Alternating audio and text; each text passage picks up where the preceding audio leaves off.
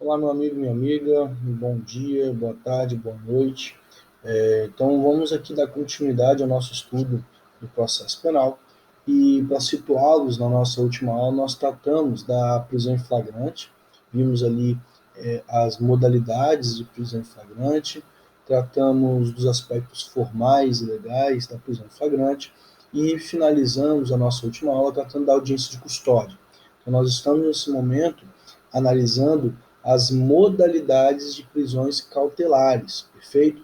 Lembrando da ressalva que nós fizemos na aula anterior, que parte da doutrina entende que a prisão em flagrante não seria uma prisão cautelar propriamente dita, ela seria uma prisão pré-cautelar, ou seja, o flagrante antecede uma medida cautelar, que é, por exemplo, a prisão preventiva ou a liberdade provisória com arbitramento de fiança, ou com utilização de outras medidas cautelares. Mas, então, parte da doutrina, ainda que minoritária, entende que, quando falamos em prisão em flagrante, nós estamos falando de uma pré-cautelaridade. Como explicado na última aula, eu me filio a essa corrente, ainda que minoritária. Mas saibam que, majoritariamente, aí, os livros de processo, os manuais de processo penal que vocês pegarem para estudar, vocês vão ver que a prisão em flagrante ela vai estar alocada como uma modalidade de prisão cautelar. Perfeito? Então, como dito, nós vamos analisar a prisão em flagrante, já vimos, a prisão preventiva, vamos falar também sobre a prisão domiciliar, certo? E finalizando com a prisão temporária, perfeito? Então, essas são as prisões, as prisões que nós vamos analisar aqui nessa última unidade. Nós estamos na unidade 6, concluindo a nossa ementa proposta para esse semestre. Perfeito, pessoal? Bom, então vamos aí dando continuidade, começar a tratar com vocês aqui na aula de hoje sobre a prisão preventiva, perfeito? E como sempre faço, eu acho importante, é bom nós pontuarmos, começar a dialogar a respeito da prisão preventiva com a exposição do seu conceito, certo? Apresentando o conceito e a partir dele nós vamos então tentar subtrair informações, enfim, elementos que possam nos auxiliar na compreensão dessa modalidade de prisão. Perfeito? Seguindo então, de onde nós podemos tirar o conceito de prisão preventiva? Nós podemos dizer, então, que prisão preventiva é uma modalidade de prisão processual decretada exclusivamente pelo juiz de direito quando presentes os requisitos expressamente previstos em lei, certo? Então, a prisão preventiva ela é uma modalidade de prisão processual decretada exclusivamente por um juiz de direito quando presentes os requisitos expressamente previstos em lei.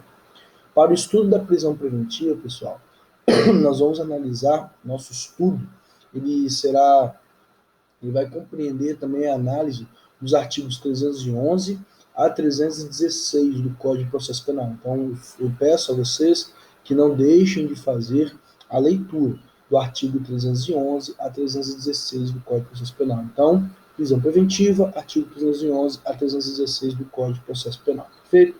Bom, feita então a exposição conceitual, nós sabemos então que a prisão preventiva ela é uma modalidade de prisão processual, perfeito? E ela é decretada exclusivamente por um juiz de direito. Então, a partir daí, nós já conseguimos retirar uma importante informação, no sentido de que a autoridade pública responsável para decretar ou não uma prisão preventiva é o juiz de direito. Desse modo, temos como inadmissível uma eventual prisão preventiva decretada pelo delegado de polícia, decretado pelo Ministério Público, perfeito? Então, é absolutamente impossível nós imaginarmos essas situações, porque a prisão preventiva, ela obrigatoriamente necessita de uma ordem judicial, ou seja, então, uma decisão proferida por um juiz de direito, perfeito? E aí, também no nosso conceito, a gente consegue perceber que é uma prisão, então, cautelar, uma prisão processual, que só pode ser decretada por um juiz de direito, e desde que presentes os requisitos expressamente previstos em lei. Bom, o que nós entendemos, então, por requisitos expressamente previstos em lei? Quando nós falamos em requisitos para a prisão preventiva, nós precisamos entender como requisitos da preventiva dois elementos essenciais. Então, para que seja decretada a prisão preventiva, pressupõe-se então a existência do fumus comissi delicti e do periculum libertatis. Calma lá. O que vem a ser então o fumus comissi delicti e o periculum libertatis? Fumus comissi delicti nada mais é do que a verificação no caso concreto se existe prova da ocorrência de um crime. Então, para que o juiz decrete uma prisão preventiva, ele deve estar diante dele a prova da ocorrência de um crime. Porque seria inimaginável nós pensarmos a possibilidade de o juiz decretar uma prisão de alguém sem que haja prova de um crime. Perfeito? E isso, basicamente, decorre do postulado da presunção de inocência. Ora, se não há prova de um crime, não há por que nós termos sequer processo. Não há por que termos sequer um inquérito policial. Que dirá termos uma prisão cautelar. Perfeito? Que dirá, então, fazermos uso de uma medida odiosa como é a privação de liberdade, sem que se tenha, ao menos, prova da ocorrência de um crime. Perfeito? Então, fumus comissi delicti seria, então, a demonstração fática, material da ocorrência de um crime. Perfeito? Por isso, fumus comissi delicti. Quando falamos em periculum libertatis, nós estamos dizendo que o juiz, além de ter provas de que aquele fato aconteceu, de que ocorreu um crime, de que nós estamos diante de uma situação que aparentemente é crime, o juiz também deve estar diante de uma situação onde a liberdade do indivíduo seja um problema para o processo. A liberdade do indivíduo seja perigosa para o processo. Por isso, periculum libertatis, ou seja, a liberdade do indivíduo é perigosa para o processo. Por que falamos que ela é perigosa para o processo? Porque, como dito, na nossa aula introdutória a respeito das prisões cautelares, nós falamos que as prisões cautelares elas servem para uma única finalidade: resguardar o processo, garantir que a lei processual e a lei penal seja aplicada, perfeito? E, então, garantir ali a rigidez processual. A prisão processual, a prisão cautelar, diferente daquela prisão que vem após uma sentença penal condenatória, ela não é uma prisão-pena. A prisão cautelar não pode ser aplicada de maneira alguma com a finalidade de antecipação da pena. O juiz não pode decretar uma prisão cautelar, verificar se esse camarada vai ou não ser condenado ao processo. Porque se ele falar, olha, aqui eu acho que ele vai ser condenado, por isso eu vou decretar a prisão dele. Essa prisão é ilegal. O juiz só pode decretar uma prisão preventiva quando ele verificar que a liberdade desse indivíduo ela é um risco para o processo. E aí, não importa o crime cometido. Não importa o crime cometido, a gravidade do crime cometido. Se não estiverem presentes os requisitos para decretar a prisão preventiva, a liberdade se impõe. A liberdade, portanto, é o valor máximo do nosso ordenamento processual penal, de modo então que o juiz deve sempre aplicar a prisão preventiva com absoluto cuidado, com absoluta ressalva, certo? Então, o juiz, para decretar uma prisão preventiva, ele deve ter a certeza que nenhuma das medidas cautelares alternativas à prisão são capazes de resguardar o processo.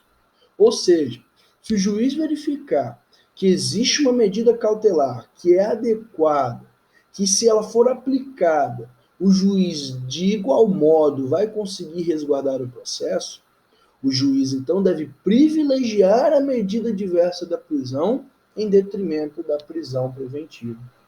Porque a prisão preventiva é a medida mais odiosa. Ela resulta na privação de liberdade. E, de acordo com o princípio da excepcionalidade das prisões cautelares, portanto, a privação de liberdade deve ser a última alternativa do juiz. Bom, ainda que na prática isso não seja usual, e você deve estar pensando, mas o professor, na prática não acontece assim. Na prática, o juiz, ele verificando que houve uma prisão em flagrante e de acordo ali com o crime cometido pelo indivíduo, ele decreta a prisão preventiva. Ok. Isso você vai deixar na prática, porque aqui para nós o que importa é o mundo dever ser. É aquilo que a doutrina, é aquilo que a jurisprudência constrói, que é o que deve ser aplicado. E não o que eventualmente um juiz A, B ou C aplica na sua atuação diária. Perfeito? Então, lembrando sempre que a liberdade ela deve ser enaltecida a todo momento e a prisão deve ser utilizada com absoluta ressalva. Perfeito? Então, atenção, vimos então que o juiz deve observar, no caso concreto, o fumus commissi delicti e o periculum libertatis. Perfeito? Ou seja, prova da ocorrência de um crime e demonstração fática de que a liberdade desse indivíduo ela coloca um risco ao processo. Ok?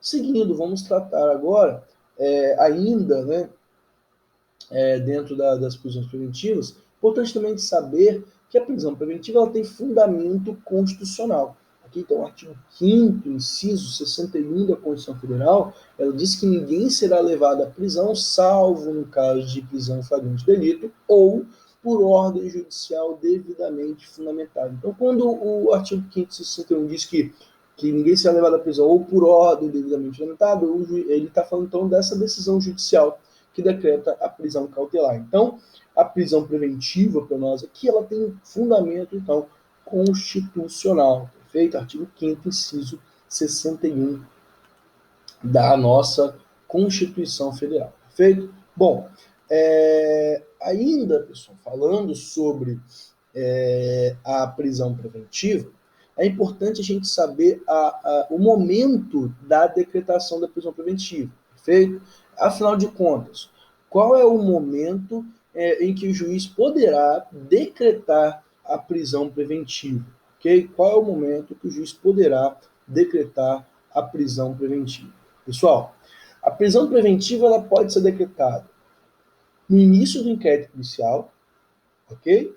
Durante a investigação processual, o juiz pode decretar a prisão preventiva. A prisão preventiva pode ser decretada também no curso do processo, a qualquer momento do processo. A prisão preventiva pode ser decretada, inclusive, após a sentença e pode ser decretada no momento da sentença. O que eu quero dizer? Que a prisão preventiva pode ser decretada a qualquer momento. Então, enquanto não transitar em julgado a sentença penal condenatória, se o juiz verificar, no caso concreto, a necessidade da prisão preventiva, ele pode decretar a qualquer momento. Então, a prisão preventiva é uma prisão que pode ser aplicada durante o inquérito policial e durante a ação, durante o processo, perfeito?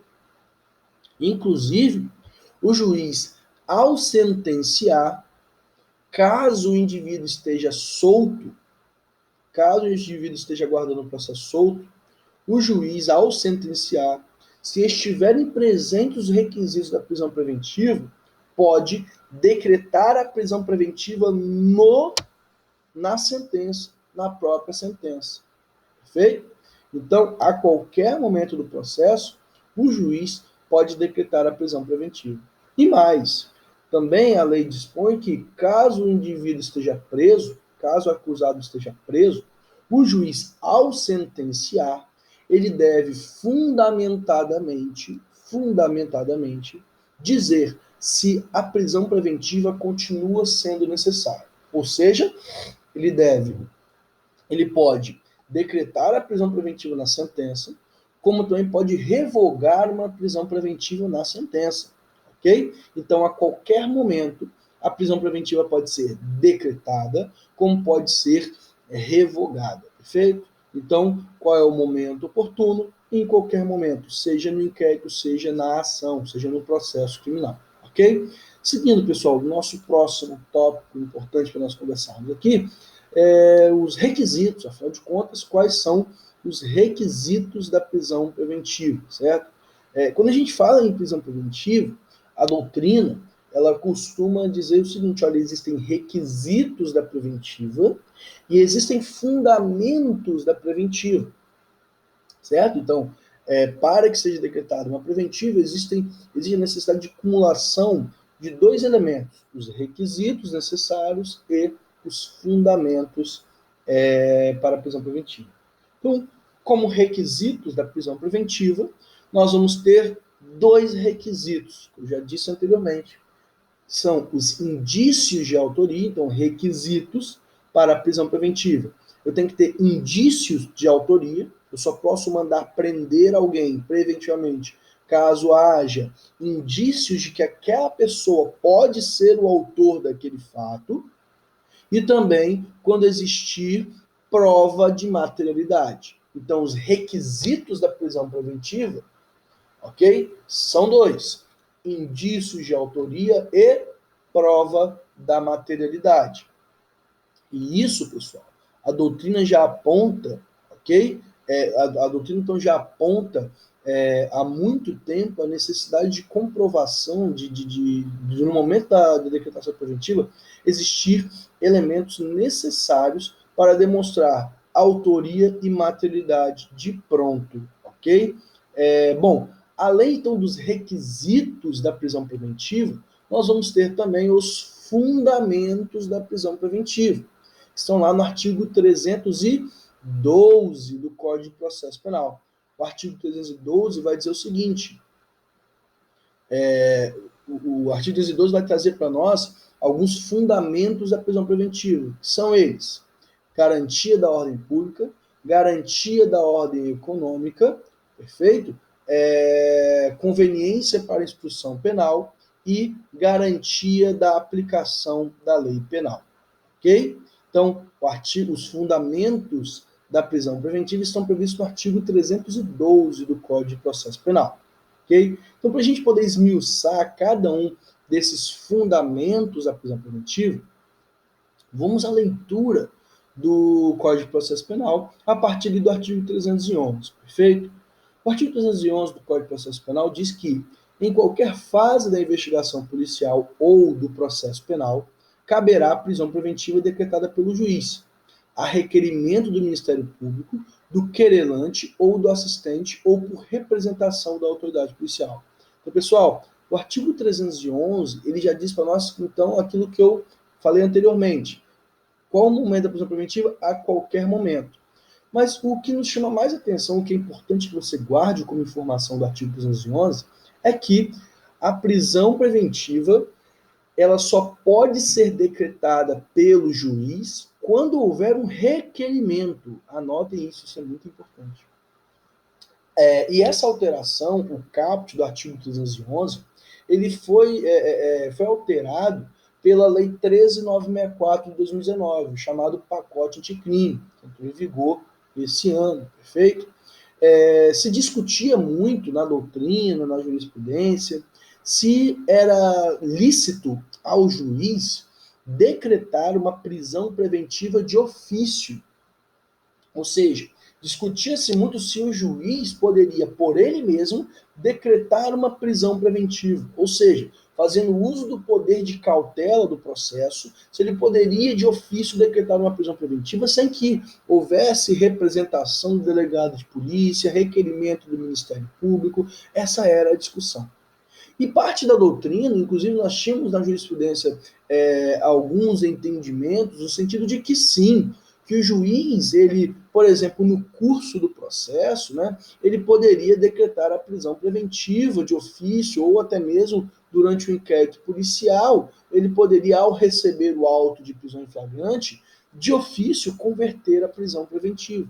Ou seja, havia então o entendimento no sentido de que o juiz, lá na fase do artigo 310 do Código de Processo Penal, ao receber o auto de prisão em flagrante, lá na audiência de custódia, sem que houvesse uma representação de um delegado de polícia, ou sem que houvesse o pedido expresso do Ministério Público, o juiz poderia, de plano, converter a prisão em flagrante em preventiva.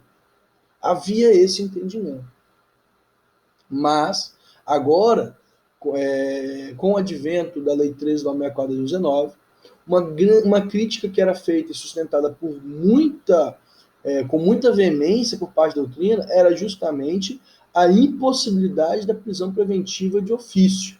E o 311 agora vem de uma vez por todas para nos dizer que a prisão preventiva não pode ser decretada de ofício. Ela deve então, preceder, ela deve, então, ser decorrência de um pedido feito ou pelo Ministério Público ou pelo delegado de polícia. Perfeito? A lei também diz respeito ao pedido do querelante, do assistente de acusação, ok? Então, ou seja, mostrando ali mostrando a inviabilidade, a ilegalidade da prisão preventiva de ofício. Então, atenção, prisão preventiva de ofício é ilegal, perfeito? Então, o juiz não pode, a qualquer pretexto que seja, decretar uma prisão preventiva sem um pedido expresso, ok?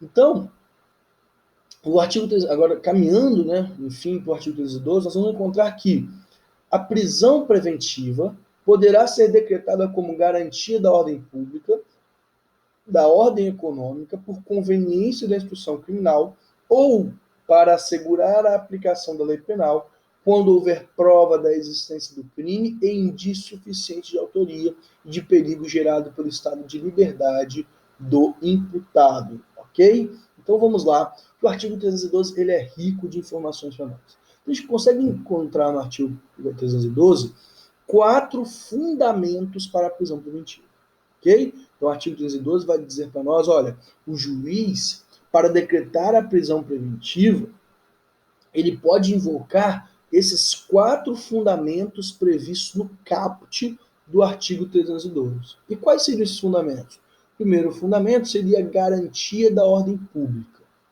O segundo fundamento seria a garantia da ordem econômica. O terceiro fundamento seria a conveniência da prisão para a instrução criminal. E o quarto e último fundamento seria para assegurar a aplicação da lei penal. Então, o juiz poderia, de acordo com o artigo 212 do Código de Processo Penal, decretar a prisão preventiva quando presente qualquer um desses fundamentos. Então, esses são os elementos que justificariam, quando a gente fala em fundamento, nós estamos tratando de elementos que justificam a prisão.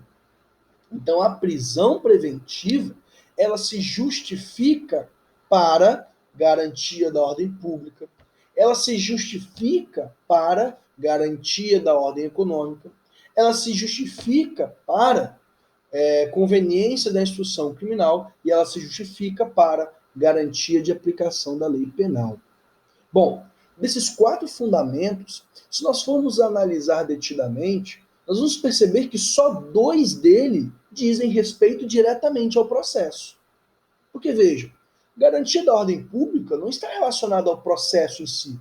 Que lembra que nós falamos da instrumentalidade das prisões cautelares? Ou seja, a prisão cautelar é um instrumento, é um meio necessário para garantir o regular transcurso do processo. Perfeito? Então, quando nós temos inserido na lei que a prisão preventiva pode ser decretada para garantia da ordem pública, esse fundamento garantia da ordem pública, ele não tem nenhuma relação com o processo. Do mesmo modo, não tem relação com o processo garantia da ordem econômica. Veja, eu vou prender preventivamente para garantir a ordem econômica. Ok? Agora, quando nós falamos em uma prisão para conveniência da instrução criminal, quando falamos em uma prisão para garantia de aplicação da lei penal, aí sim nós estamos falando de fundamentos que estão voltados ao resguardo processual. Veja o exemplo. garantir para conveniência da instituição criminal. Imagine que um indivíduo solto esteja ameaçando as testemunhas. Veja, é conveniente para a instrução do processo que esse indivíduo seja preso. Por quê? Porque ele está tendo contato com as testemunhas. Ele está ameaçando as testemunhas. Ou seja, ele está colocando em risco a instrução processual. Então, por esse motivo, é válida a prisão preventiva. Vejamos agora o quarto fundamento. Para a garantia da aplicação da lei penal. Imaginemos a situação onde o juiz percebe, é apresentado a ele elementos, né, o Ministério Público, ou o requerente ali, o querelante, o assento de acusação, consegue demonstrar ao juiz que aquele indivíduo está prestes a fugir do país. Veja, caso ele fuja do país, estaremos diante de um prejuízo grave da aplicação da lei penal. Então, para resguardar a aplicação da lei penal, então ali aconselhável que o juiz determine a prisão preventiva desse indivíduo, desde que haja, lógico, um requerimento. Perfeito? Então veja que esses dois elementos, conveniência para a instrução processual e para a garantia da aplicação da lei penal, nós conseguimos vinculá-los a elementos processuais, fáticos que podem ocorrer. Agora, garantia da ordem pública e garantia da ordem econômica, eles, na verdade, em nada têm relação com o processo. Ok? Bom, nós vamos tratar o que é cada um desses fundamentos. Perfeito? Mas é importante a gente, logo de plano, verificar que dos quatro fundamentos, apenas 2, de fato, têm relação com o processo. Bom, além dos 4 fundamentos previstos no artigo 312, nós podemos elencar um quinto fundamento aí, ou seja, um quinto elemento que justificaria uma prisão preventiva.